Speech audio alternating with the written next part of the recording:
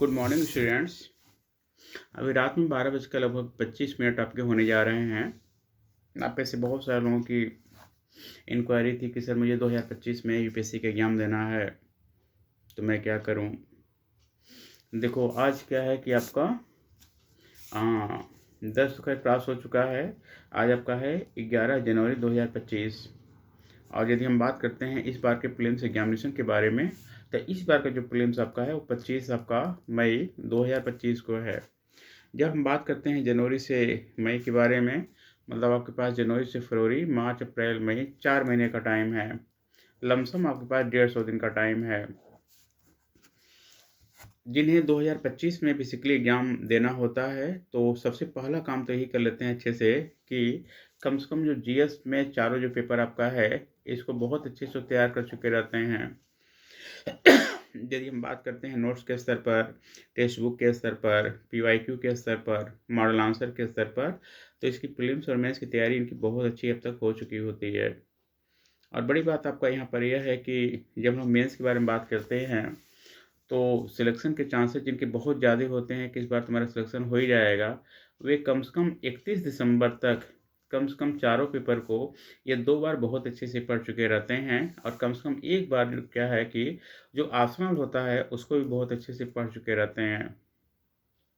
जब 31 दिसंबर तक चारों पेपर जीएस में और चारों पेपर जीएस में और एक ऑप्शनल जब बहुत अच्छे से पढ़ लेते हैं, साथ में निबंध भी, तब उसके बाद क्या होता है कि सिर्फ जनवरी से लेकर आपका मई तक जो हमारा जीएस का पेपर होता है प्रीलिम्स के लिए, और जो सीसेट का पेपर होता है, सिर्फ उसका रिवीजन किया जाता है। यदि अभी तक आपने कुछ भी नहीं किया है, एग्जाम्पल के लिए जीएस के चारों पेपर में सिर्फ अभी आपने एक भी पेपर कंप्लीट नहीं किया हुआ है, जल्दीबाजी में आप सोचो कि मुझे इस साल प्रीलिम्स का एग्ज़ाम देना है, मेरा हो जाएगा, तो फिर ऐसी तैयारी का कोई फ़ायदा नहीं है। क्लास के बहुत सारे बच्चे पूछा करते थे कि सर इस बार प्रीलिम्स का एग्ज़ाम देना है, कुछ तरीका बता दीजिए। मुझे पता है कि अभी जो सिलेबस उनका चल रहा है, मुझे लगता है कि इस साल के लास्ट तक चलकर उनका जीएस के चारों पेपर का सिलेबस कंप्लीट होगा। जब आपने पूरा जीएस अभी पढ़ा ही नहीं है, तो बताओ प्रीलिम्स का एग्ज़ाम कैसे दे सकते हो। जो लोग क्लास में ऐसे हैं जिन्होंने 2022 में 23 में ऑनलाइन क्लास किया हुआ था, तो उनके लिए सुझाव आपका यह है कि इस समय 2 चीज़ों पर फोकस करें, एक सीसेट के लिए और दूसरा आपका जीएस-पीटी के लिए।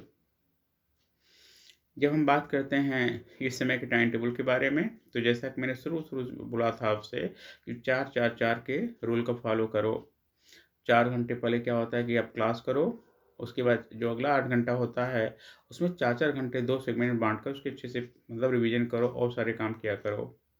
जिन्हें 2025 में एग्ज़ाम देना है, मुझे लगता है कि अब उनको क्लास करने की आवश्यकता बिल्कुल भी नहीं है, और ना उनको क्लास करना चाहिए। तो बेहतर है कि घर पे बढ़िया रूटीन बनाकर पढ़ना शुरू कर दें। जब 12 घंटे की हम लोग बात करते हैं, तो नो डाउट कम से कम इसमें 4 घंटे आपका सीसेट का होना चाहिए, और जो 8 घंटा होना चाहिए वो आपका जीएस के लिए होना चाहिए।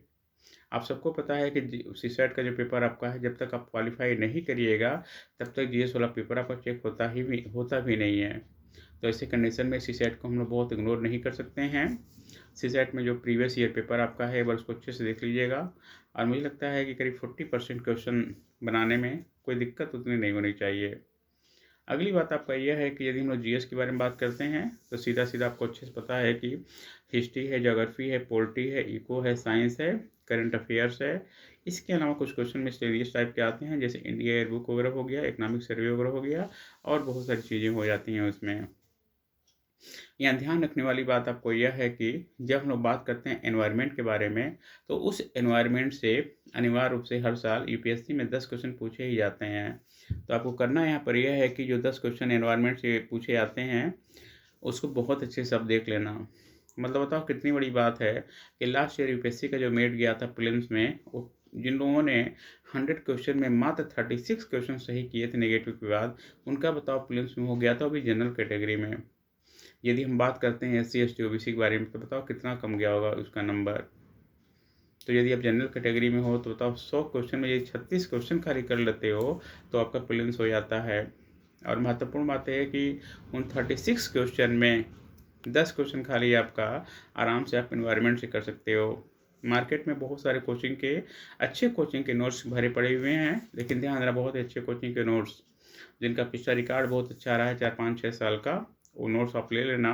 और मुझे लगता है कि यदि 50-60 पेज का नोट्स बहुत अच्छे से आपने याद कर गए, उसको बचा गए, तो वहाँ से कम 10 क्वेश्चन बहुत सॉरी 10 क्वेश्चन आप बहुत आराम से वहाँ से कर जाओगे।